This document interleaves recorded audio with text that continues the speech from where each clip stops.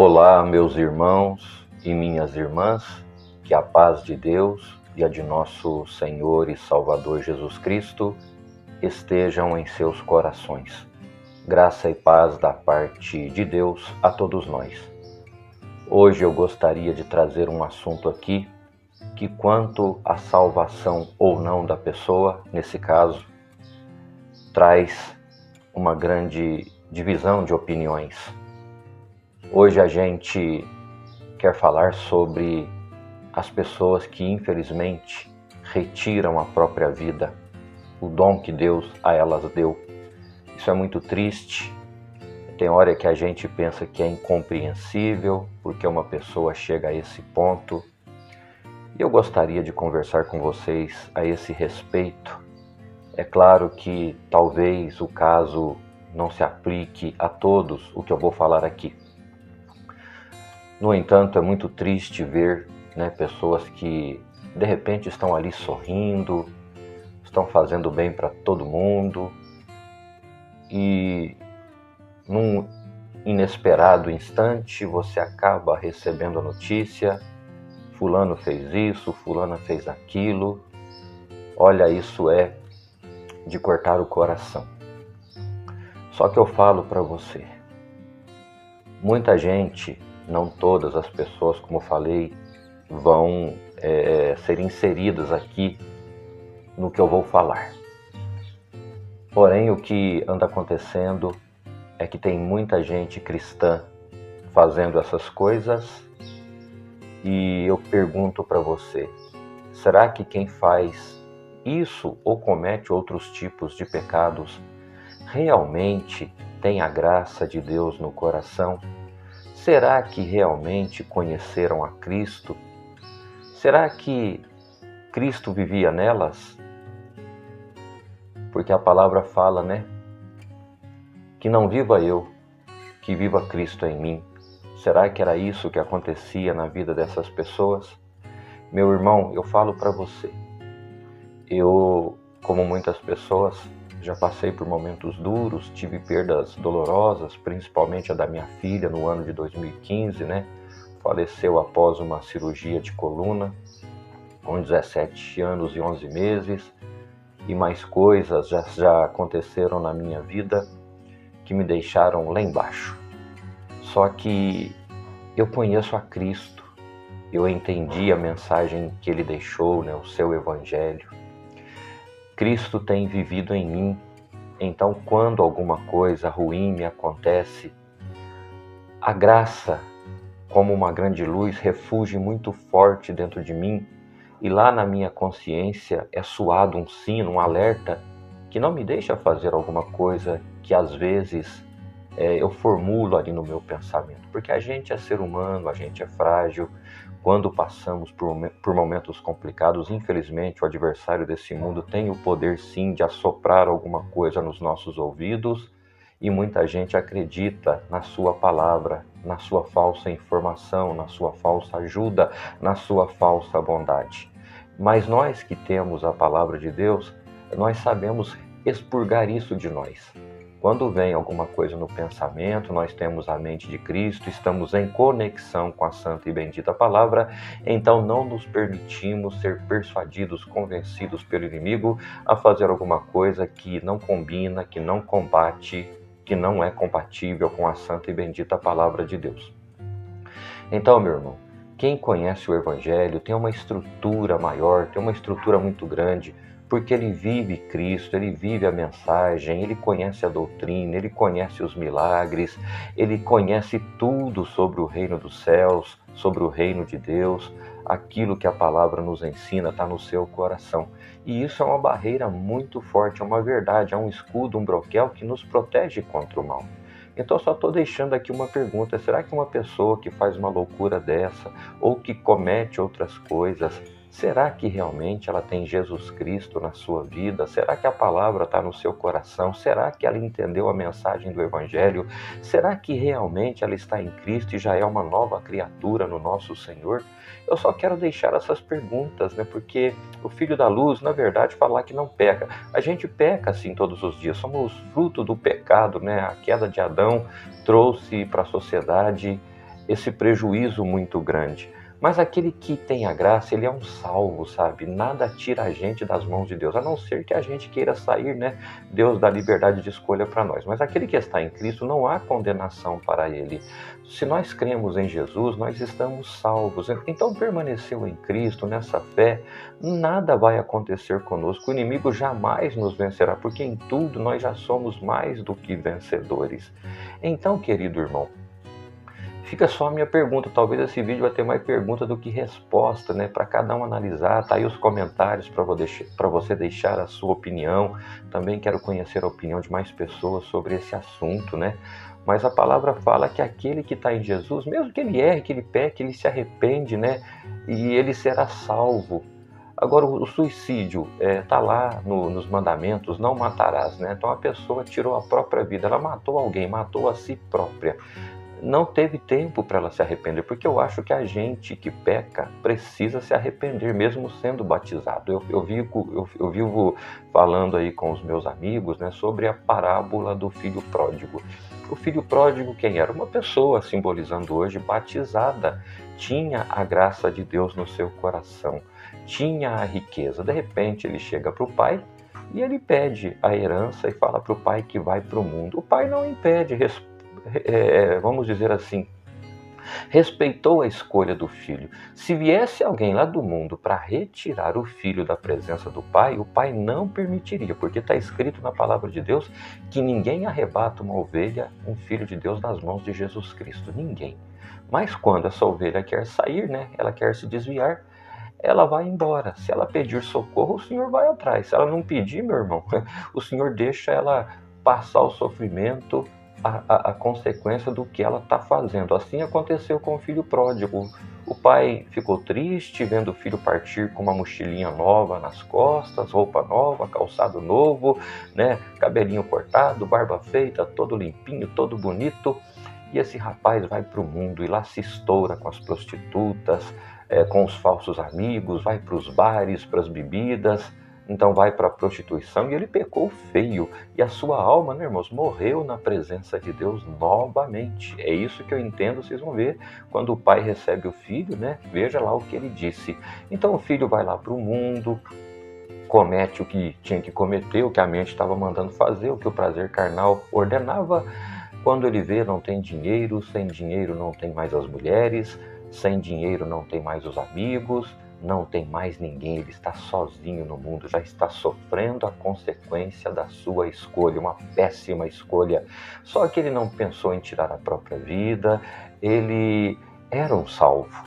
Então quando ele vê a sua miséria ali, dando comida aos porcos, aquelas bolotas, quando ele sente vontade de comer aquilo, que ele diz: meu Deus, que miséria é a minha, eu aqui com vontade de comer o que o porco come, ninguém me dá nada, eu não tenho nada, estou sem roupa nova, minha roupa está eu estou um espantalho, está tudo rasgado, sandália furada, vai saber se não estava descalço, com os pés feridos, machucados, cabeludo, barbudo, abandonado, dias ali sem tomar um banho sequer.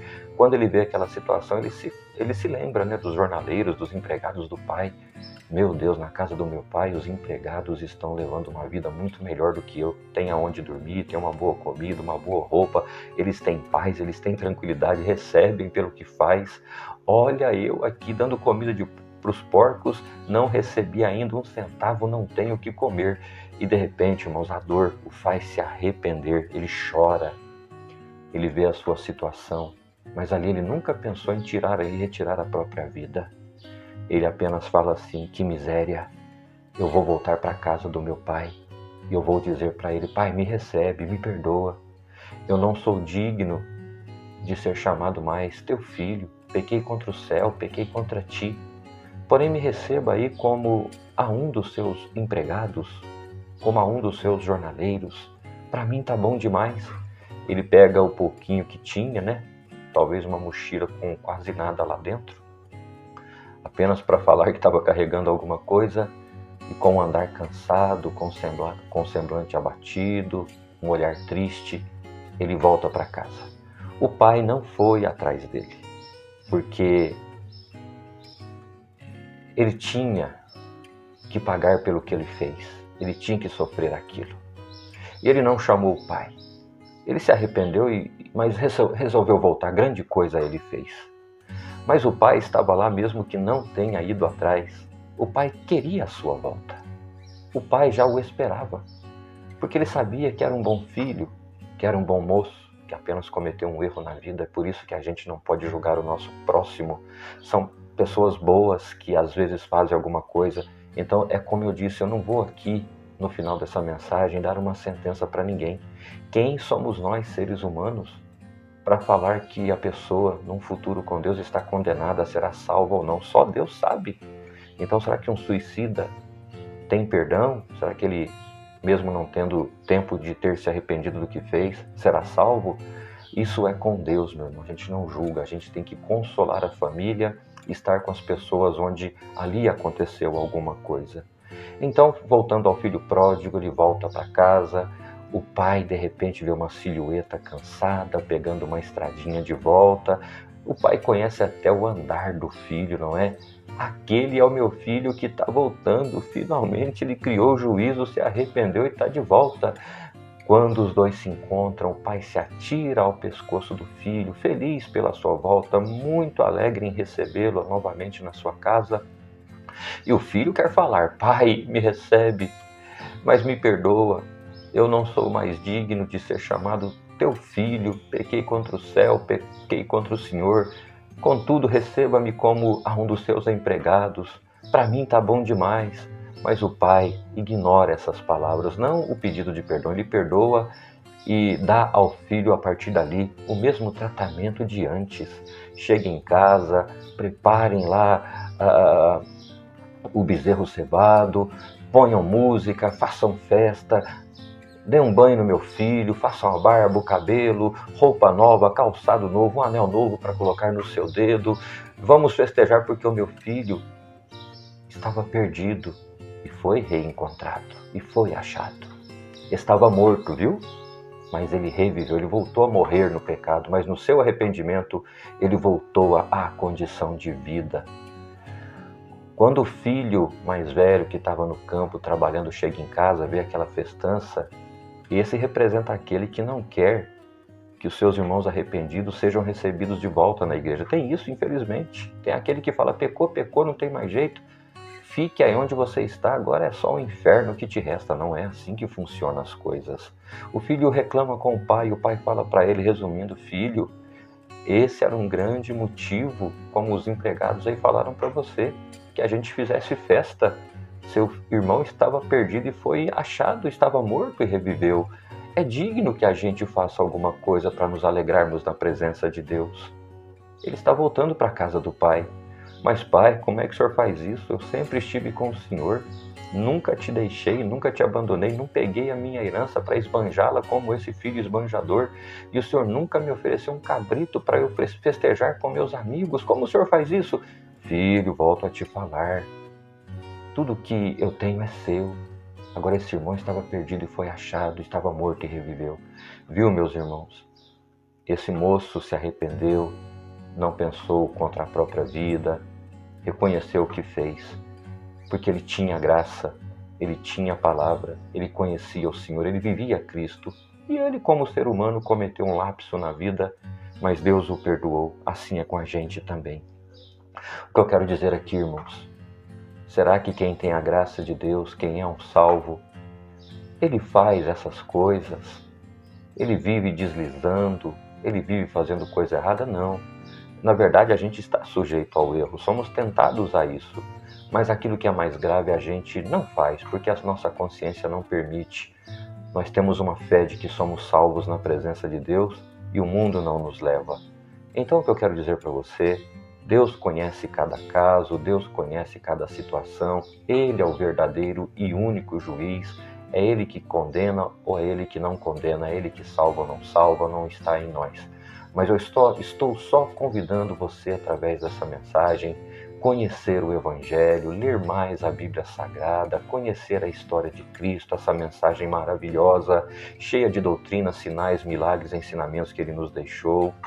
E quando você conhece, você se achega a Ele, você se arrepende, você já se torna uma nova criatura na presença de Deus. Se arrepende ali dos seus pecados, dos seus erros, né? ali você praticamente já nasceu de novo, já está levando uma nova vida, foi transformado, foi convertido. Aí vem o batismo, aquela profissão pública de fé, onde você reconhece e diz ao mundo, para todas as pessoas que estão ali testemunhando aquele momento: sou um pecador arrependido, não posso viver na situação em que eu estava, agora minha vida é nova, sou uma nova criatura na presença de Deus. E quando você é imergido nas águas, representa que você morreu em Cristo. E quando você é emergido novamente, significa que você ressuscitou em Cristo. Então ficou lá no fundo a velha criatura e ressurgiu para esse mundo uma nova criatura, limpa, sem pecado, levando agora uma nova vida debaixo da graça de Deus.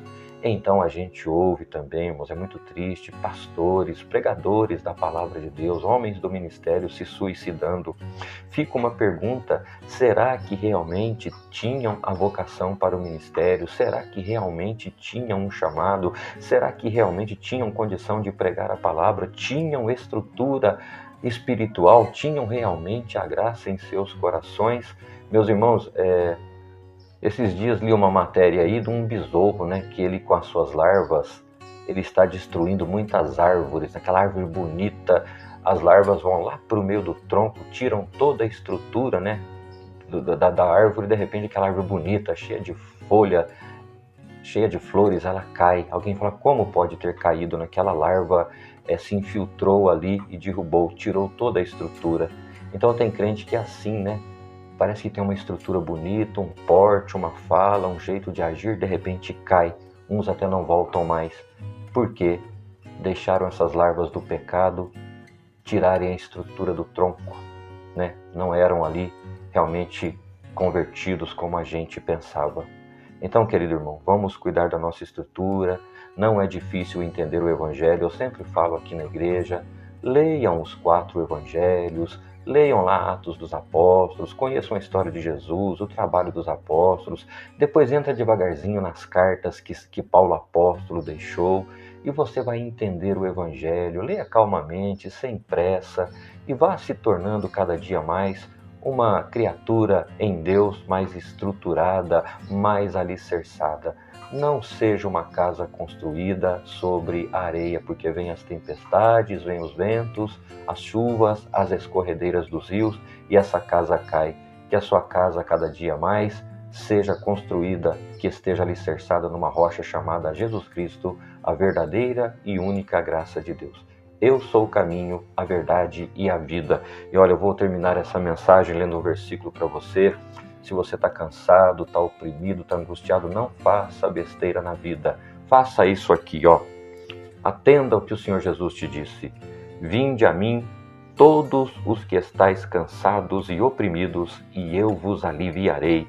Tomai sobre vós o meu jugo e aprendei de mim, que sou manso e humilde de coração, e encontrareis descanso para as vossas almas, porque o meu jugo é suave e o meu fardo é leve. Deus te abençoe.